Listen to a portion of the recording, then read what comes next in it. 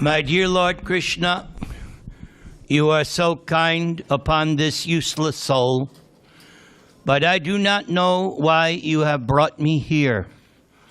Now you can do whatever you like with me.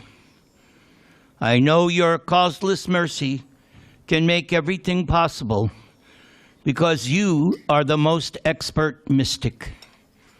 O Lord, I am simply praying for your mercy so that I will be able to convince them about your message. The words of Srimad Bhagavatam are your incarnation. And if a sober person repeatedly receives it with submissive oral reception, then one will be able to understand your message. How will I make them understand this message of Krishna consciousness? I am very unfortunate, unqualified, and the most fallen. Therefore, I am seeking your benediction so that I can convince them, for I am powerless to do so on my own. Somehow or other, O Lord, you have brought me here to speak about you. Now, my Lord, it is up to you to make me a success or failure as you like. O spiritual master of all the worlds, I can simply repeat your message. So if you like, you can make my power of speaking suitable for their understanding.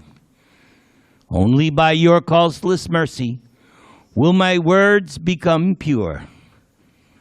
I am sure that when this transcendental message penetrates their hearts, they will certainly feel engladdened and thus become liberated from all unhappy conditions of life. O Lord, I am just like a puppet in your hands. So if you have brought me here to dance, then make me dance. Make me dance. O Lord, make me dance as you like. Jaya Radha Madhava Kunja Bihari.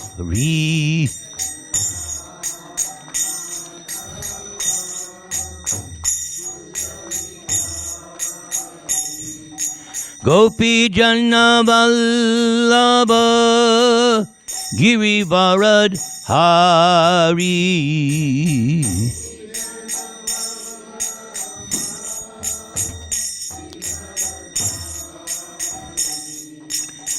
Yasodanandana Braja Janaranjana.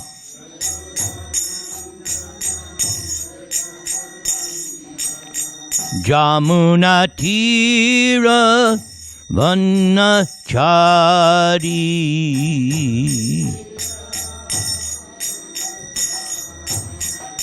Jaya Sri Krishna Chaitanya Prabhu Nityananda Sri Advaita Gadadhar Srivasadi Gaur Bhakta Vrinda.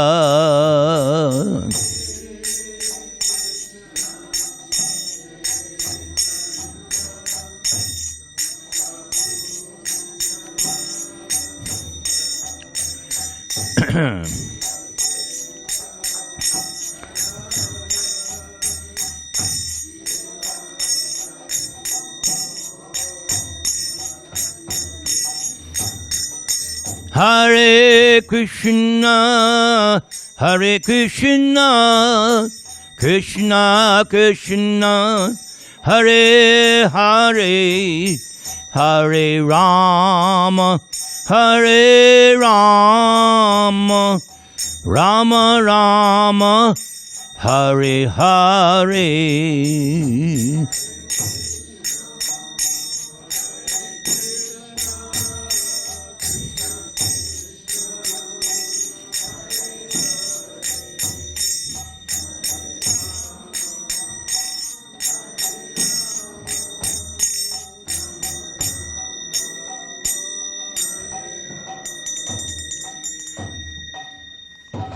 So, oh, thank you. You're welcome.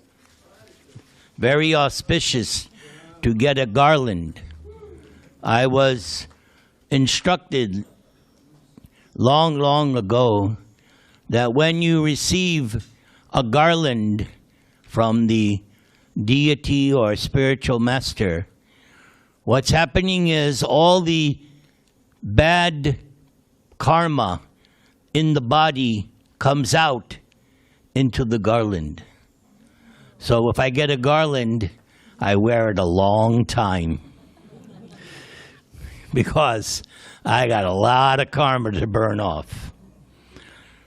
So this has been the month of Purushottama. We're finishing up this week. I hope you have been maximizing your spiritual 401ks by increasing your hearing and chanting, your service. If not, you have a few more days to maximize your account. As much hearing and chanting and service you can do, it's for your benefit. Unlimited return on investment. So, the 15th chapter of Bhagavad-Gita, entitled Purushottama Yoga, I myself have analyzed it and broken it out into different sections. So tonight I want to do the final section, which I call the Yoga of the Supreme Person. Sarvasya chahang ridi sannivishto matak smritir jnanam apohanang cha vedaischa sarvair aham eva vedyo vedanta krid vedavid eva cham. So Krishna is speaking to Arjuna. Krishna says, I am seated in everyone's heart, and from me come remembrance, knowledge, and forgetfulness. By all the Vedas, I, Krishna, am to be known. Indeed, I am the compiler of Vedanta, and I am the knower of the Vedas.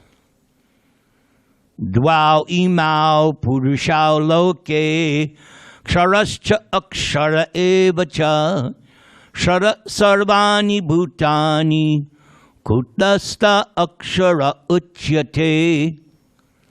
There are two classes of beings, the fallible and the infallible.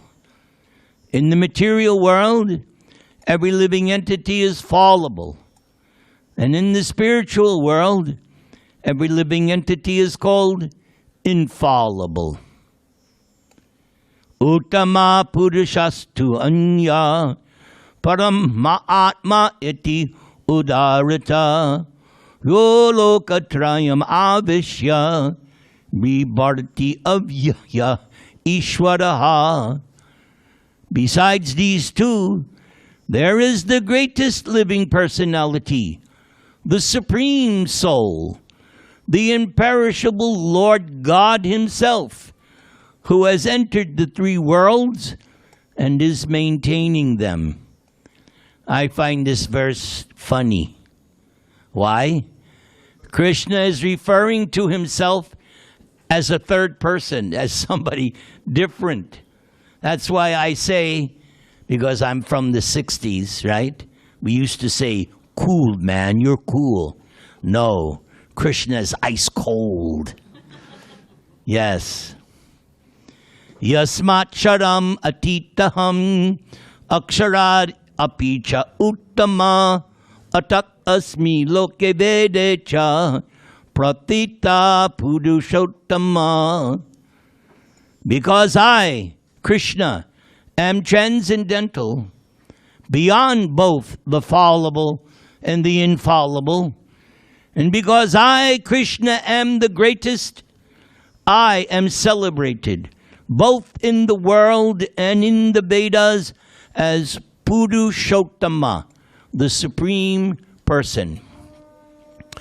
So in Bhagavad-Gita, more than once, Krishna has established himself as the God of all gods.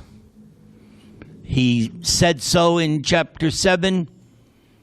Arjuna certified it in chapter 10. Again in chapter 10, Krishna certified that he is God. And here again in this chapter, especially this verse, Krishna is establishing he is the supreme. So now we come to, so that's called the preamble. That's called setting the stage. Now we get to the main event, which I entitle The Two Weaknesses of the Heart. We're now going to study two verses, two purports, and that last purport I find very, very, how shall we say, inspiring. Hopefully you'll become inspired. So this next verse was the first verse I memorized back in 1973 when I was Bhaktanik. Because when you join the temple, you don't get your name right away. You get, and you keep your name, but you're now Bhaktanik or Bhaktin Suzi or whatever. But then the day of initiation comes, and you get your new name. Or as I like to tell my Christian friends, you become born again of the Spirit. Yes, they don't intimidate me. Because when you have transcendental knowledge, you are secure. So for some reason, I don't know why, this was the first verse I memorized. Yo mam evam asamudho janati purushottamam sasarva vid bhajati mam sarva bhavena bharata. Whoever knows me, Krishna is saying, as the Supreme Personality of Godhead, without doubting, is the knower of everything. One therefore engages in full devotional service to me, O son of Bharata Arjuna. So, here is the real thing. You don't need someone's certification. Just like later, we're going to honor Prasad. I mean, that's the reason why I come. That's why I came in the first place. So, when you're eating, right, you start off hungry, like I'm hungry, right? But as you eat at a certain point, no more. Last night, I did 2 programs. So by the second program, I could not eat. I ate too much in the first program.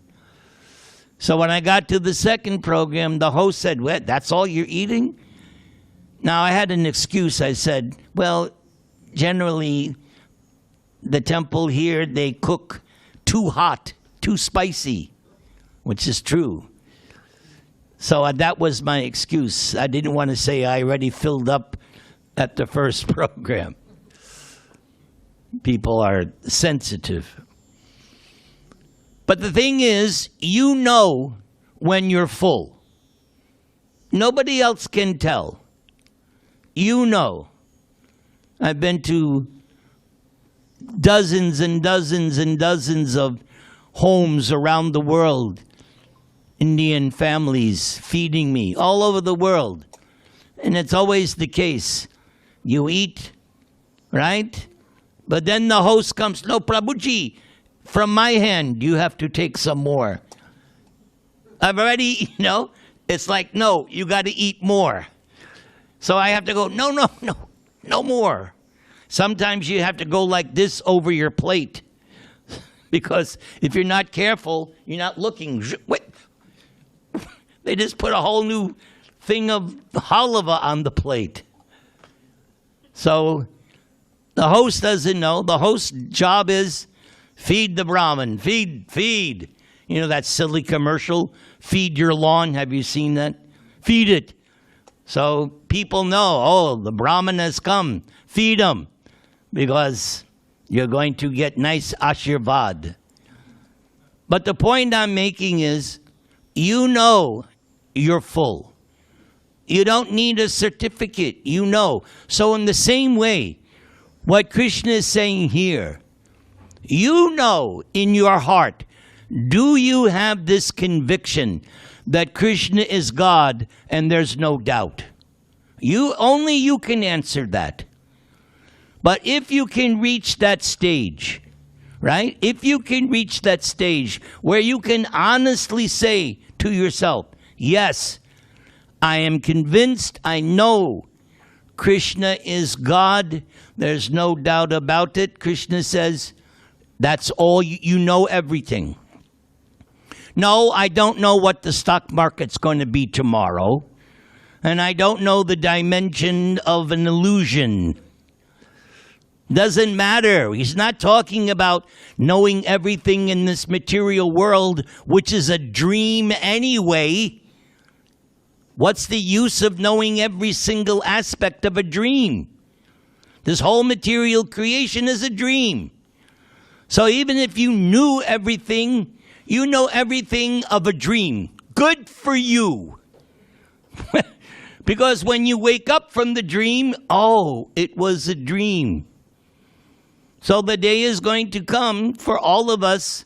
We're going to realize all this was a dream. Except this. Here. This is not the dream. This temple, this class, this kirtan, the prasad. That's not a dream. That's reality. That's real. All this other stuff, this is the dream. So here, this is the point. Whoever knows Krishna as the Supreme Personality of Godhead without doubting, that person knows everything. Now, Krishna also indicates the test. Because it's one thing to say it, right? Anyone can say it, right? But here is the proof. One therefore engages in full devotional service. Aha! That's the test. Talk is cheap, right? It's like I remember in the material world, right? You find some girl, oh, I love you. And what does she say on the second date? What are you doing for me lately? Show me. Show me. Actions speak louder than words. Yes. So the same way. Krishna is the same way. You have to show Krishna that you know He is God without doubting. And the proof is you're constantly engaged in hearing, chanting, remembering, praying, worshiping. There are 9 processes, but those of you who know me, I've been coming for so many years, you know I've added a 10th item, right? Shravanam Kirtanam Prasadanam. Yes. The easiest process. The easiest. So if you're fully engaged in devotional service, that's the proof that you have understood that Krishna is God without doubting. Now we come to the final verse. This chapter 15, as well as chapter 12, they're the shortest chapters in the Gita. Biggest chapter is 18, followed by chapter 2. Those are the 2 big chapters. Then, of course, chapter 11. But 12 and 15 which are very, very sweet chapters. Very sweet. They're the shortest, only 20 verses. Here's what Krishna says. So he just got finished saying, if you know me to be God without doubting, that's it. You know everything you need to know. Now what does Krishna say? Iti guyatamang shastram, idang uktam mayanaga, etad buddha buddhiman syat, krita krityascha bharata. Krishna says, this, so what he just said in chapter 19, right? This is the most confidential part of the Vedic scriptures. What's that, sir? Chapter 15, text 19. Thank you. He can't help it. He's an editor. If I say anything wrong, I know. I accept you as you are. It's nice to be corrected because you do it so nicely. You're gentle. You're not like somebody, hey, bozo, what are you doing? No, you're very respectful. You're true Brahmana. There's no doubt about it. This is the most confidential part of the Vedic scriptures. O sinless one, Anaga. Krishna is praising Arjuna. You are sinless. It is now disclosed by me. Whoever understands this will become wise. So you may not be at the stage, but if you can intellectually accept it, you will become wise. Okay? And one's endeavors will know perfection. This is what I call pushti, nourishing. Krishna is speaking words which should nourish your tender creeper of devotion, which is in your heart. Now we get to the real thing. So, sit properly. I'm also going to sit properly, meaning sit straight. Let's take a deep breath and chant, Om.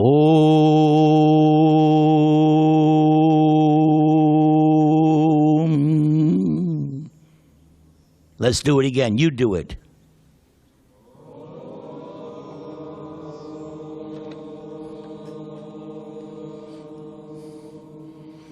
I feel like I'm in the Himalayas with the sages. Wow, we've created a transcendental atmosphere. Purport by the ISKCON founder Acharya, A.C. Bhaktivedanta Swami, our loving spiritual master, Srila Prabhupada. Srila Prabhupada ki. The Lord clearly explains here that this is the substance of all revealed scriptures. And what revealed scriptures? Revealed scriptures means it's coming from higher authority and it is given to us. Or you could say revealed scriptures means the knowledge is understood when Krishna in your heart gives you the understanding. We began, right? Sarvasya chaham hridi matak smritir jnanam. Understanding comes from Krishna. We must remember that. Understanding is a gift from Krishna. It's not mechanical. And one should understand this as it is given by the Supreme Personality Godhead. Thus, one will become intelligent and perfect in transcendental knowledge. In other words, by understanding this philosophy of the Supreme Personality Godhead and engaging in his transcendental service, everyone can be freed from all contaminations of the modes of material nature. Now, the previous chapter 14 was entitled the three modes of material nature. Krishna gave a summary, the symptoms of the mode of goodness, the symptoms of the mode of passion, the symptoms of the mode of darkness or ignorance. And also, at the end of that chapter 14, because Krishna made the point, whether you're in goodness, passion, or ignorance, you're still conditioned. You're still a prisoner of this material world, even in the mode of goodness. So Arjuna, at the end of chapter 14, asks a very important question. How can I get out of the imprisonment? That's the question. I'm in material prison with a material body. This is the jumpsuit, right? In the prison, they give the prisoner, they take away his clothes, and everybody gets the same wardrobe, orange suit, right? That orange suit designates prisoner, criminal. So we are also. What is the suit? Do you have a material body? Okay, you're a prisoner. From Lord Brahma all the way down. If you have a material body, you're a prisoner. You may be a first-class prisoner, 20-class prisoner, you're still a prisoner. So Arjuna asks that question, how do I get out of the entanglement?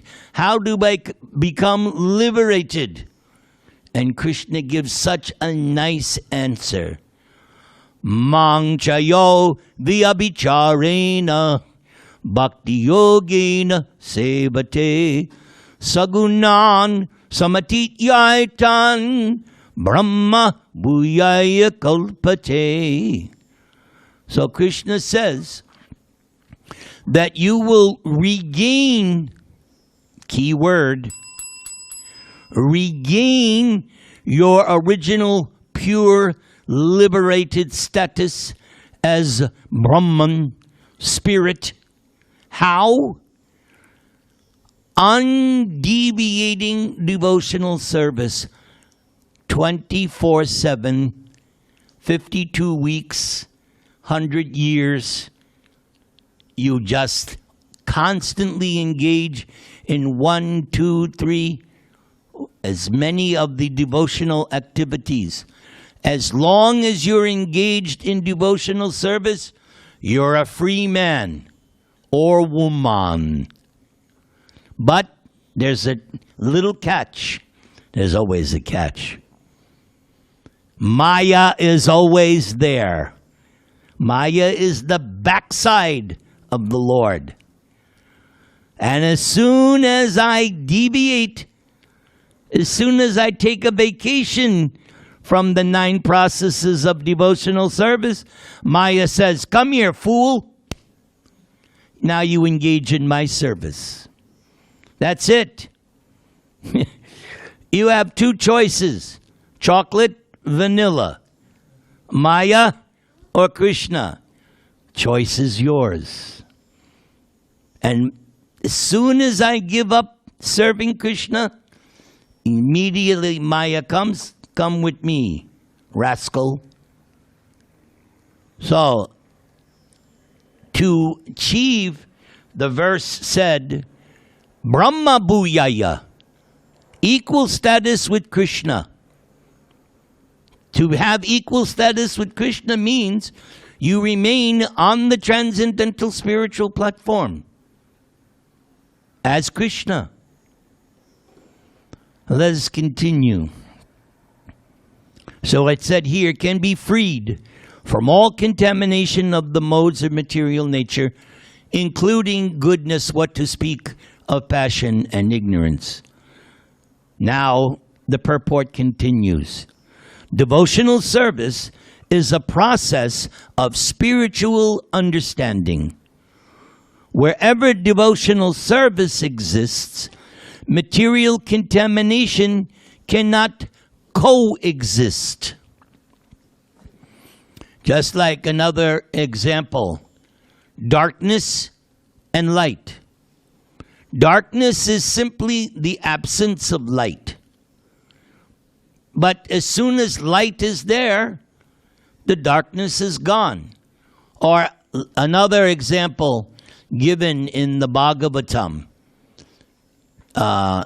Early in the morning, sometimes there is a dew on the grass, right? A mist, fog, dew. Early morning. But as the sun rays become prominent, what happens? That mist, that dew, that fog dissipates because of the powerful rays of the sun. So in many places, Krishna is compared to the sun.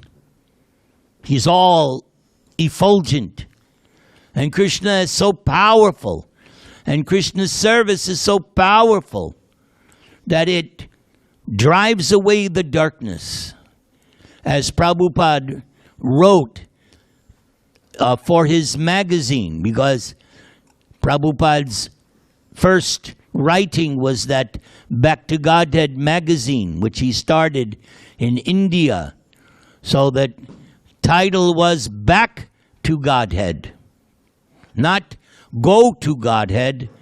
Get back to where you once belonged. Get back. Yes, back to Godhead.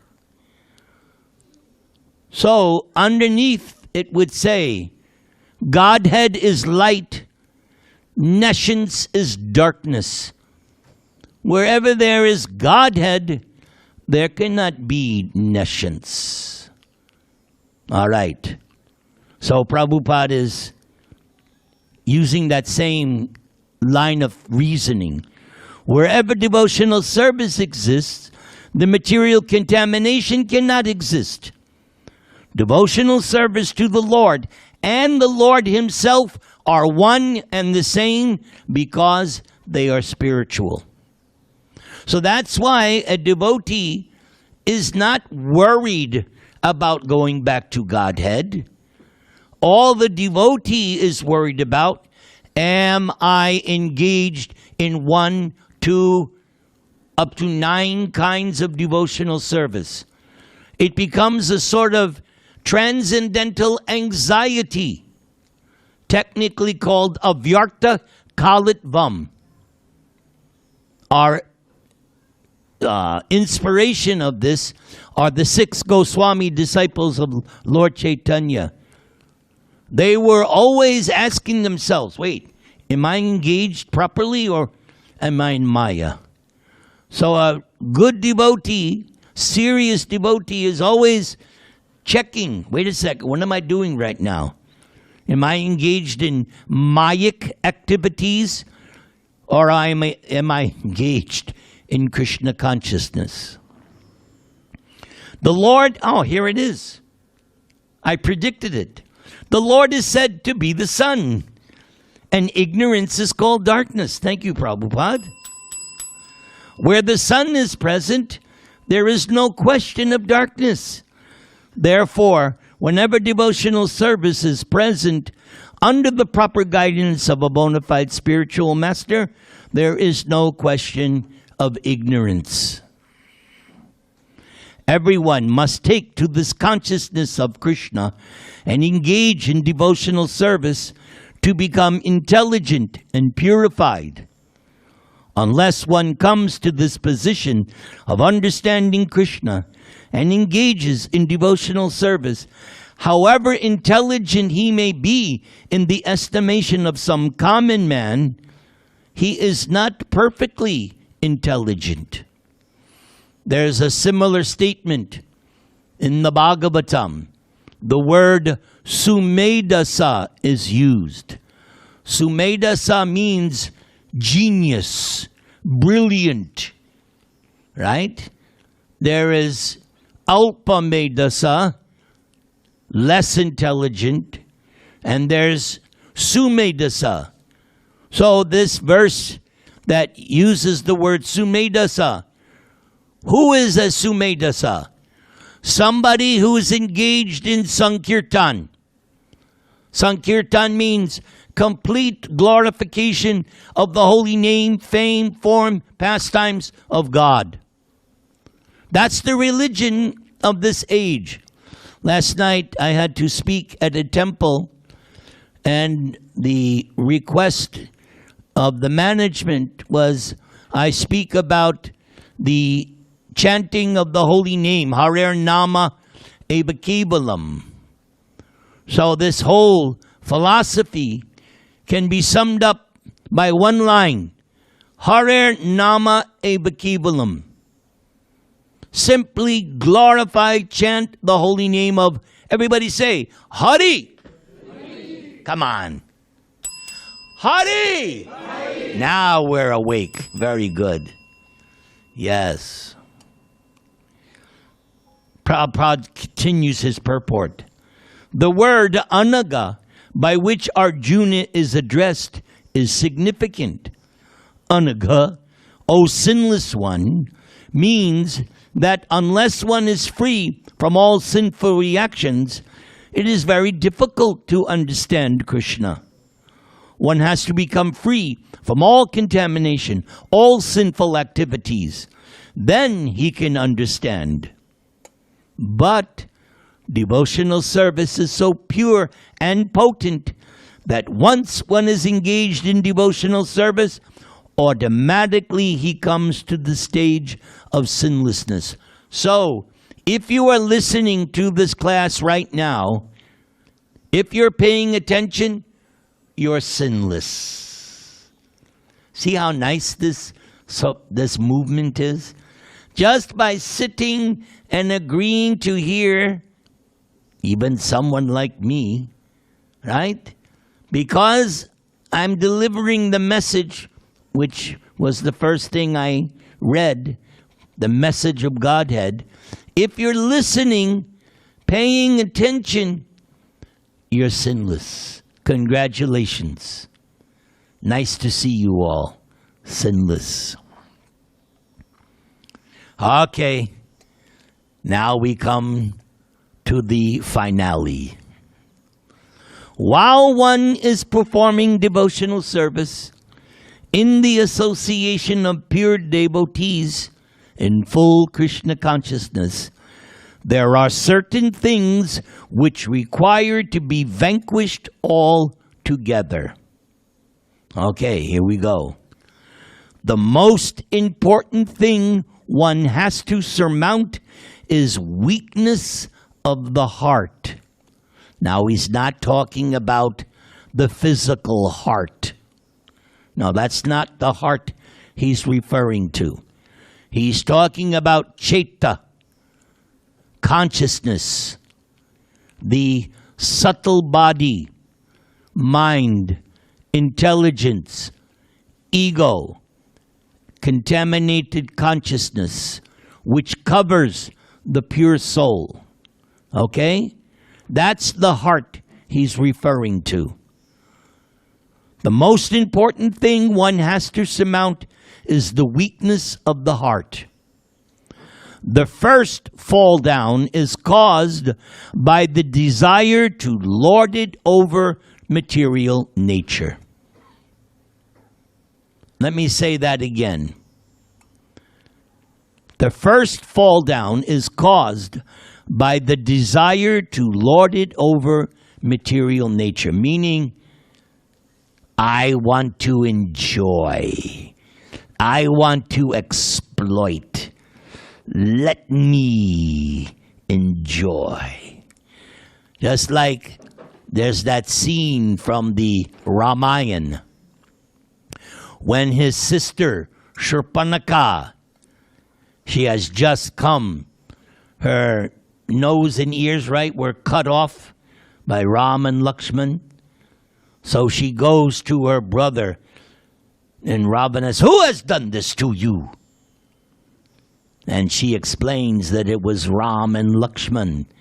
But then she says, but there's this beautiful woman, Sita.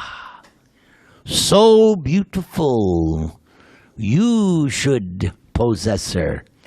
And Ravana, who is lust personified, he declares, yes, I must take that Sita for my enjoyment. That's the demoniac mentality. That women are simply for me to exploit. That's demoniac mentality. So that's the first fall down. Let me lord it over the material world. Women, wealth, prestige, honor. Let them build arches for me. Let me put my name on everything. I'll put my name on the moon. Because I am the enjoyer. Same, it's described by Krishna in Bhagavad-Gita. When Krishna goes into length, the mentality of the demon. I am perfect. I can really identify with that section of the 16th chapter. I am perfect, powerful. I am happy. Why? There's nobody like me. I am the great Nirantara Asura. Yes. Here is my enemy. I will smash him. I've already conquered. Like that was what Kamsa did. Kamsa went after all the demigods, all the kings, defeated them all, so that he could establish himself as the supreme demoniac king. The first fall down is caused by the desire to lord it over material nature. Thus, one gives up the transcendental loving service of the Supreme Lord. So the opposite of lording it over the material world is to engage in Krishna consciousness. So that's why I said, you have two choices, Maya or Krishna. As soon as the mentality is, let me enjoy, let me exploit, then I'm in Maya. But as soon as I decide, no, let me serve Krishna, let me serve the devotees, now you're in the light, you're woke, you're free, liberated. We are Tatastha Shakti. At any moment, you can change. I've done enough.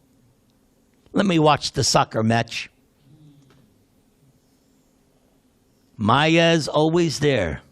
Always. The second weakness, so there's more than one. The second weakness of the heart is that as one increases the propensity to lord it over material nature, one becomes attached to matter and the possession of matter. Attachment. Those who are familiar with the Mahabharata, Dhritarashtra, that was Dhritarashtra. Dhritarashtra should not have been king. He was disqualified from the get-go, but he was too attached. And Bhishma told him, Vidura told him, Drona told him, Krishna told him, Vyasadeva, his father, told him. All throughout Dhritarashtra's life, he was being told, give up your attachment to your sons, give up your attachment to being the king. Otherwise, eventually, it's all going to be taken away from you anyway. He was advised over and over and over. But that attachment was so strong. Even he came to the realization, this is so interesting. Dhritarashtra also came to the realization, yes, Krishna is God. And I know what's going to happen. I know I'm going to lose everything, but I can't let go. There you go. I can't. I remember long ago, I don't know if I think I heard it in a Prabhupada lecture, How do they capture the gorilla? So they have a pot, and in the pot is some nuts. So the gorilla comes, sees the nuts, he puts his hand in the pot, right? He grabs the nuts, but because he's made a fist, he can't get out from the pot. And that's how they capture him.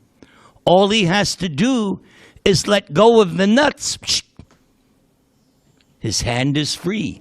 But because he's holding on to the nuts, that's us.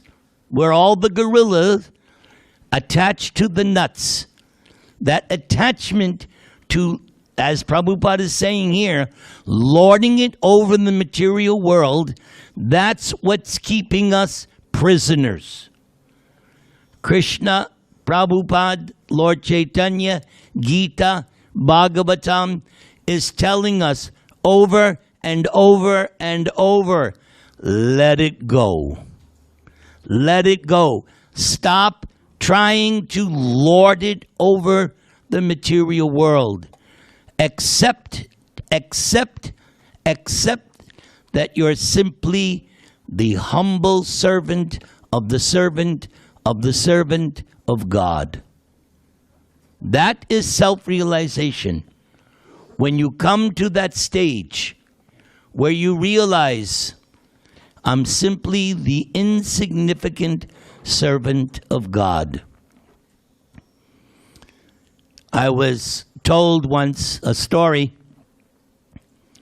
Prabhupada was speaking to some of his, at that time, leaders of his movement in Los Angeles.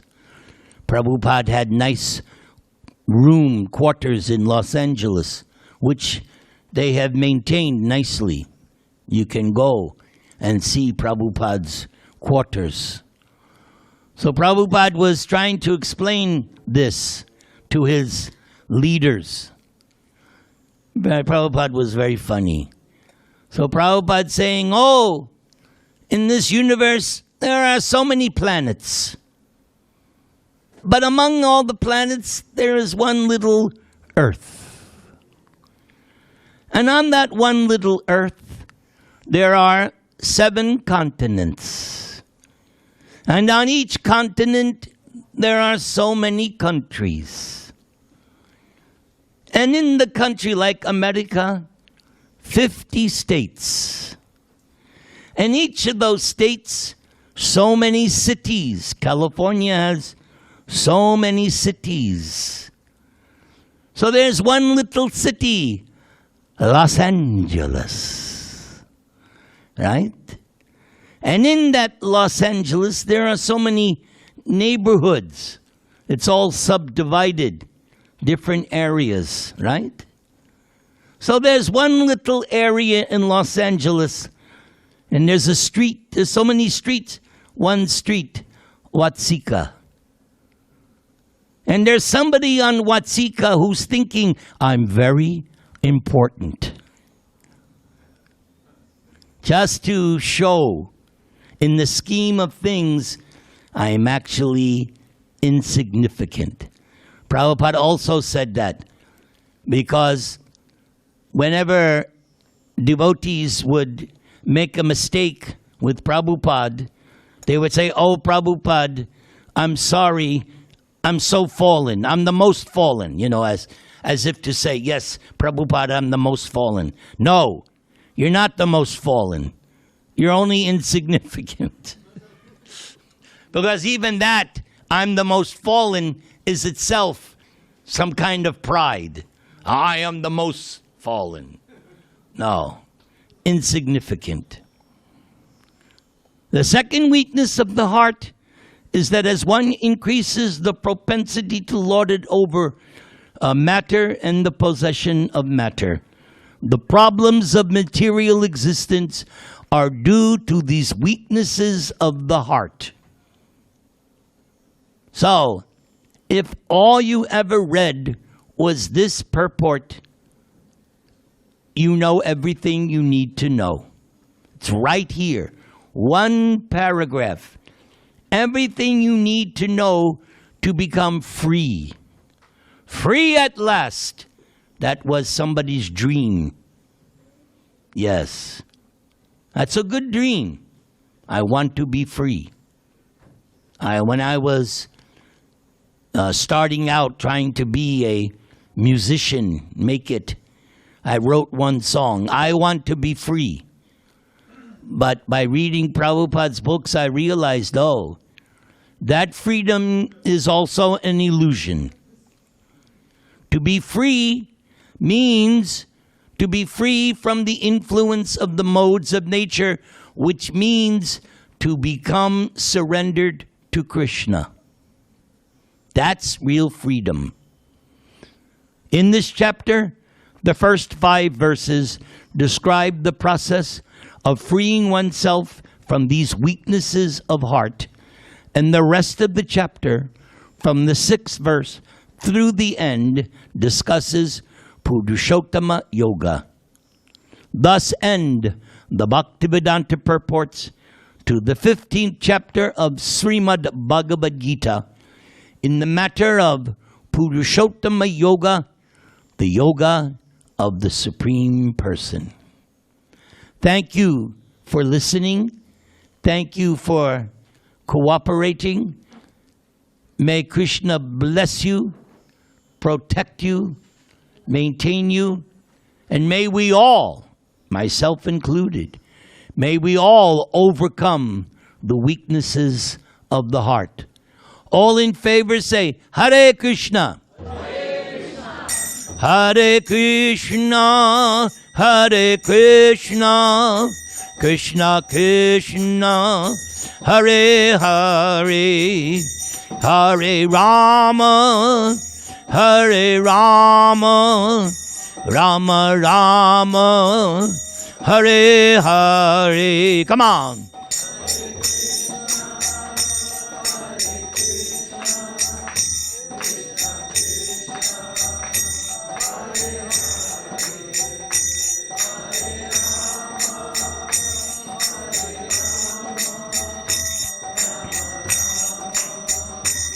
Everybody, one more time, together.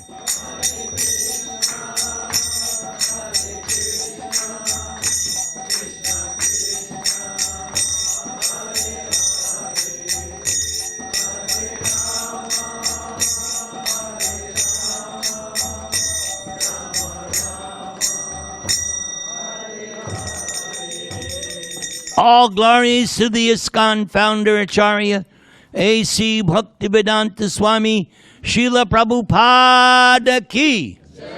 Thank you, and thank you. Haribol. Thank you, Nirantara Prabhu. Thank you, everybody, for coming tonight to this